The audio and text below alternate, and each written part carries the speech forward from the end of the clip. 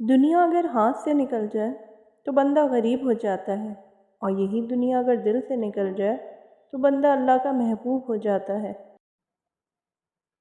ساری دنیا کے سارے لوگ تجھے اپنے فائدے کے لیے چاہتے ہیں، صرف تیرا رب ہی ہے جو تجھے تیرے فائدے کے لیے چاہتا ہے۔ اپنے دن کا آغاز صدقہ دینے سے کرو، اس دن تمہاری کوئی دعا رد نہیں کی جائے گی۔ جب اللہ کسی کو پسند کرتا ہے تو اسے خوب آزماتا ہے، بس تم صبر کرنا، کیونکہ صبر کرنے والوں کی منزل جنت ہے۔ بہترین رشتہ وہ ہے جو آپ کے عیب جان کر بھی آپ سے تعلق ختم نہ کرے، اور بے شک یہ رشتہ آپ کا اللہ کے علاوہ کسی سے نہیں۔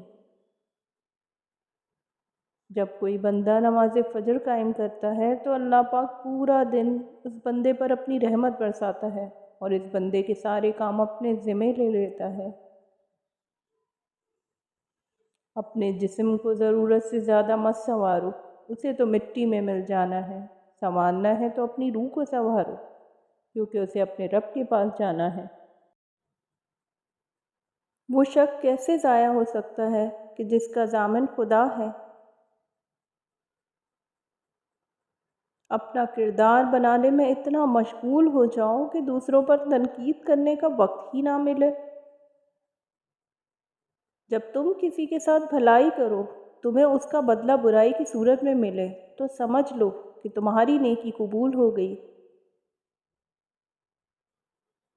بے شک مشکل کے ساتھ آسانی ہے، مشکل وقت پر صبر کرنا اور بہتر وقت پر شکر کرنا مومن کی پہچان ہے۔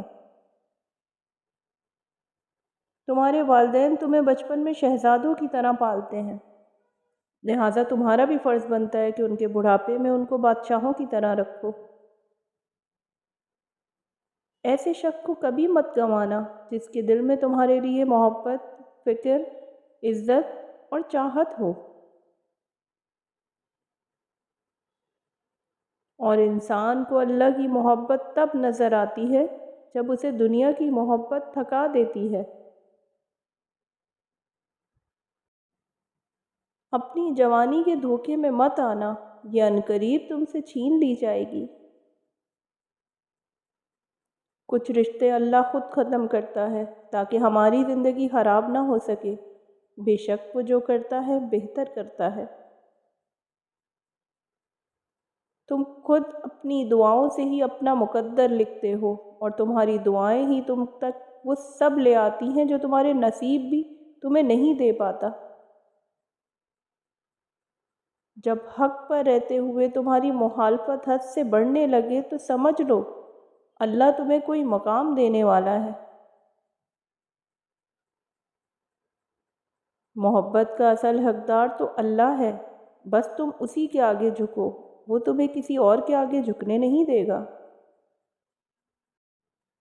دوسرے کے محل میں غلامی کرنے سے بہتر ہے کہ انسان اپنی جھوپڑی میں حکومت کرے۔ بہت سے انسان ایسے ہیں جنہیں زبان نے موت کے گھاٹ اتارا ہے۔ سب سے بڑا جاہل وہ ہے جو ایک پتھر سے 2 دفعہ ٹھوکر کھائے۔ اگر تمہیں کوئی صرف ضرورت کے وقت یاد کرتا ہے تو پریشان مت ہونا، بلکہ فخر کرنا کہ اسے اندھیرے میں روشنی کی ضرورت ہے اور وہ تم ہو۔ اگر سب کچھ اللہ پر چھوڑ دیا ہے تو پھر اس کے فیصلوں پر یقین رکھو، وہ تمہاری ہر چاہت پوری کرنے پر قادر ہے۔